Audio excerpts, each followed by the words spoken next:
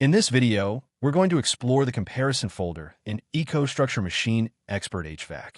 Comparison function blocks are among the most frequently used operators in PLC programming. They allow the PLC to compare two values and produce a Boolean result, either true or false. These operators are commonly used for temperature control, pressure monitoring, alarms, safety conditions, motor control, and many other automation applications. Each comparison operator works in the same basic way. It compares two input values and returns true if the comparison is satisfied. Otherwise, it returns false. Let's look at each operator one by one. The first operator is EQ, which stands for equal. The EQ operator checks whether two values are exactly the same. If both values are equal, the output becomes true. If they are different, the output becomes false. For example, suppose we compare temperature equals 4 degrees C, set point equals 4 degrees Celsius. Since both values are identical, the EQ operator outputs true. If the temperature changes to 5 degrees Celsius, the output immediately changes to false. This operator is useful when you need to detect an exact value. Although in HVAC and refrigeration applications, greater than and less than comparisons are often used more frequently. The next operator is GE, which means greater than or equal to. This operator returns true when the first value is greater than or equal to the second value. For example, temperature equals 6 degrees Celsius. Set point equals 5 degrees Celsius. Since 6 is greater than 5, the output is true. If both values are 5 degrees Celsius, the output is still true because they are equal. However, if the temperature drops to 4 degrees Celsius, the output becomes false. This operator is commonly used for alarm limits and safety conditions where reaching or exceeding a threshold should activate an output. Next is GT, meaning greater than. Unlike GE, GT only returns true when the first value is strictly greater than the second value.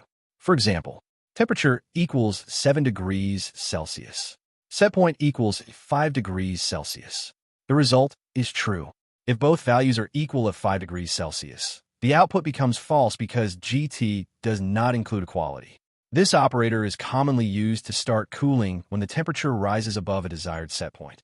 For example, if temperature greater than 4.5 degrees Celsius, turn on the compressor. Now let's look at LE, which stands for less than or equal to. This operator returns true whenever the first value is less than or equal to the second value.